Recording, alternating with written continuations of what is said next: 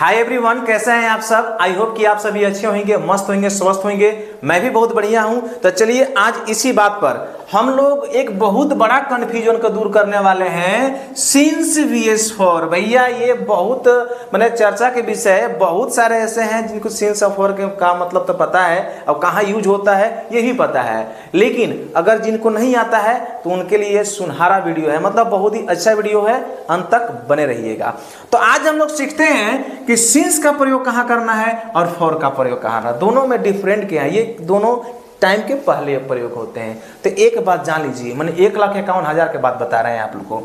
Since उसके पहले लगता है, उस टाइम के पहले होता है जो एग्जैक्ट स्टार्टिंग पॉइंट बताए, यानी कि कोई भी काम शुरू हुआ तो एग्जैक्ट टाइम यानी कि निश्चित समय, एग्जैक्ट पॉइंट ऑफ टाइम का इंडिकेट हो रहा है तो हम वहां पर सिंस का प्रयोग करते हैं। ओके, कोई दिक्कत है नहीं ना।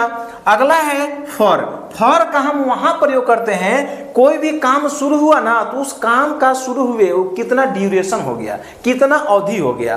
तो अगर ड्यूरेशन की बात की जाएगी, समय के बीच की बात की जाएगी तो वहां पर हम फॉर का प्रयोग करते हैं। नहीं समझ में आया, एग्जाम्पल देखिए और बढ़िया समझ में आएगा। यहां है, हमने कहा I have been living here since 2020। मैं यहां 2020 से रह रहा हूं। अब भैया इसमें देखो हमने क्या है, 2020 के पहले हम सिंस लगाए हैं। काहे भैया, क्योंकि ये एग्जैक्ट टाइम बताया जा रहा है कि मैं 2020 से रह रहा, तो यह एक निश्चित समय हुआ। लेकिन अगला वाला एग्जांपल देखिएगा, I have been living here for 5 years। मैं यहाँ 5 सालों से रह रहा हूँ। तब हमको जहां भी हम रह रहे हैं, हमको वहां रहते हुए कितने साल हो गया, 5 साल हो गया। तब 5 साल यह एक ड्यूरेशन हुआ, 5 सालों से रह रहा है यानी कि ये अवधि हुआ।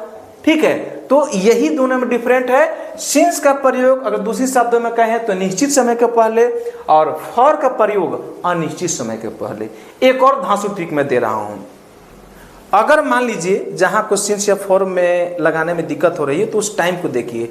अगर वो टाइम कैलेंडर में या वॉच में दिखता है तो सिंस लगाओ, और कैलेंडर और वॉच में वो नहीं दिखता है तो फॉर लगाओ। ओके, तो मतलब स्टार्टिंग पॉइंट होगा तो सिंस लगाओ और ड्यूरेशन की बात होगा तो फॉर लगाओ। आई होप अब आप जान चुके होंगे।